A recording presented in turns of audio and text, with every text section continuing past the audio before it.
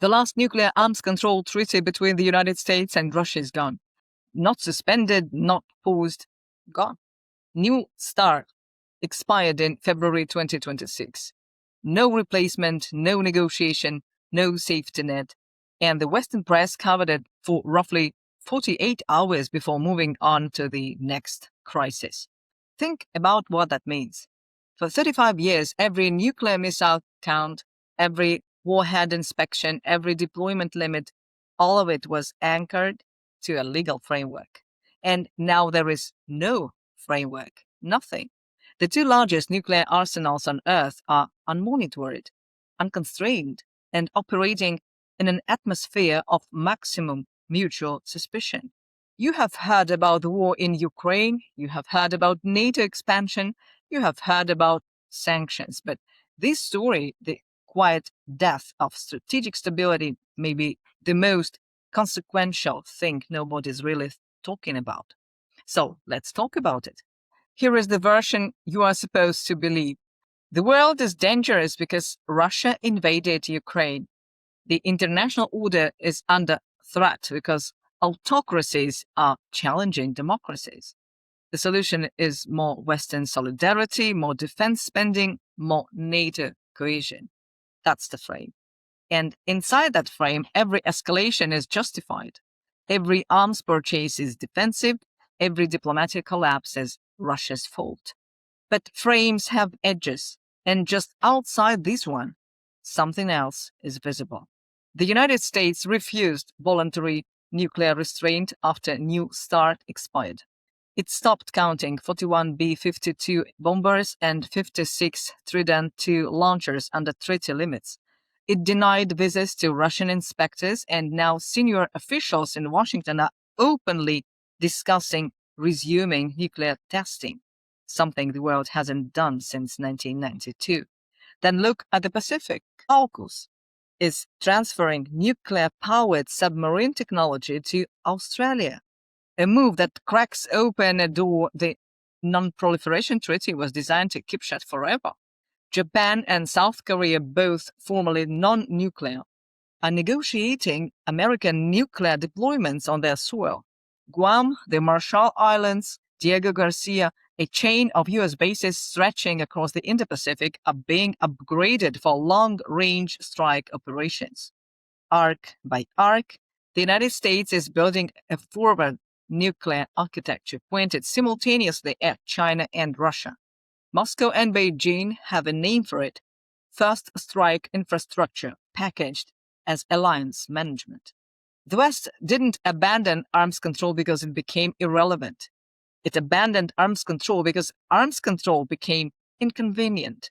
So the next time you read a headline about who is threatening global stability, remember what was quietly happening while that headline was being written. In May 2026, Moscow hosted the International Security Forum. 150 delegations, 120 countries, representing 5.5 billion people, 70% of humanity, and a combined GDP of over 70 trillion US dollars in purchasing power parity. The Western media called it a Russian propaganda event. Some didn't cover it at all. But here is what happened inside that room. India's National Security Advisor Ajit Doval stood up and called for urgent reform of the United Nations. Minister Khumbudzo Ntshavheni from South Africa said the multilateral system, not multipolar, was basically built to enable African exploitation and it should be taken apart. Vietnam's Minister of Public Security echoed bamboo diplomacy, which is a sort of neutrality with dignity. Brazil pushed for mandatory post-quantum cryptography rules and algorithmic audits for AI systems. Egypt said it would set up a new African cybercrime prevention center. And no, this isn't just some talking points. It is policy positions coming from sovereign governments, and those governments represent the majority of the world's population. So the question isn't whether this kind of movement exists. It clearly does. The real question is, what exactly is it building under all that noise? Now, let's focus on something that really matters. out here, countries of the global south aren't merely reacting to dominance from the West. Slowly but clearly, they're building something different, layer after layer, with eyes wide open. Start with finance.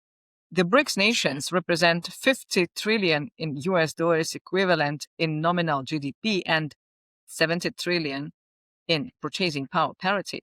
That's not a bloc you can sanction into submission, and they know it. The repeated application of economic warfare has taught these nations a single lesson: dependency is vulnerability. So they are building alternative trade routes, alternative logistics chains, alternative energy partnerships, all designed to reduce the choke points where Western leverage applies. Move to digital sovereignty. The United Nations Convention Against Cybercrime, the Hanoi Convention, was signed by 75 countries by late 2025. Russia offered its own low-orbit satellite system to Global South nations as an alternative to Starlink. Brazil is leading on post-quantum encryption. The architecture of the global internet, which has run on Western infrastructure and Western rules since its inception, is being quietly duplicated. Now move to defense. A Chinese team showed off a self-running drone group system during the gathering in Moscow, locks onto targets in just 6.6 thousandths of a second. Works even when GPS is down, resilient to jamming, capable of independent kill decisions without human command. For countries in the global south, this kind of tech changes the cost-benefit calculus of any Western military intervention. Suddenly, the price tag for power projection becomes prohibitively high, like faster than planners expect. And then there is nuclear. Without New START, without any arms control framework, the entire logic of deterrence, which requires predictability, begins to break down. Russia and China are now calling for a comprehensive approach, one that accounts for missile defense systems, space-based weapons, hypersonic delivery vehicles, and the nuclear ambitions being cultivated under the AUKUS framework in the Pacific. It is not a protest. Rather, it's about building something else. Let's face a fundamental question. Is there a possible solution? The end of New START is not just some bilateral problem between Moscow and Washington, kind of like whatever happens stays there. It's really the last clear signal that the negotiated order era, the one where two superpowers could actually sit across a table and agree on limits, is basically over. What comes next will shape the next 50 years more than people admit. The Western answer is escalation framed as deterrence. More spending, more deployment, more capability. Europe increased military expenditure by 14% in 2025 alone. Global military spending hit 2.9 trillion US dollars. And yet the Western argument is that this spending is stabilizing. The global majority has a different answer. Not arms races, but alternative structures. Not more bombs, but fewer dependencies. Not confrontation, but the patient, deliberate construction of a world where no single bloc controls the switches of the global economy, the global internet, or the global financial system. This is what was discussed in Moscow, not in secret, in public, with 5.5 billion people's governments in the room. So the architecture of multipolarity isn't exactly an ideology. It's closer to a construction job, and honestly, it is already in motion. Before we go further, I need your help. Think BRICS is not backed by lobbyists or billionaires. We are backed by viewers who want the truth. Support us with super thanks or via our Buy Me a Coffee page. Sign up on Substack and other social media. You will find all the links below. Help us to stay independent. All right, let's back to the story. You were told that strategic stability is under threat because of Russian aggression, because of authoritarianism, because of the refusal to follow the rules-based order. But look at who actually ended the last arms control treaty. Look at who refused voluntary restraint. Look at who stopped the inspections. Look at who is now discussing new nuclear tests while simultaneously building a new Pacific nuclear alliance. The rules-based order has always meant one thing: rules written by the West, based on Western interests, enforced when convenient, abandoned when not.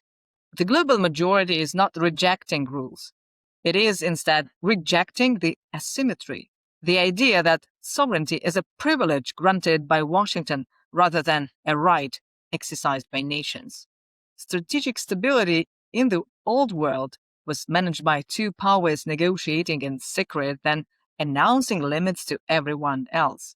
Strategic stability in the new world, if it is built at all, will have to be negotiated by the many, by the 120 countries in Moscow, by the civilizations that weren't at the table in 1945 when the current architecture was designed. That is the real story. Not Ukraine, not NATO summits, not the G7 communique. The real story is that 70% of humanity decided in 2026 that they are done waiting for permission to shape the world they live in. The Cold War ended with one superpower standing. The multipolar era begins with everyone standing. The question is no longer whether the world will change. The question is whether the institutions built to prevent that change can survive the weight of their own contradictions.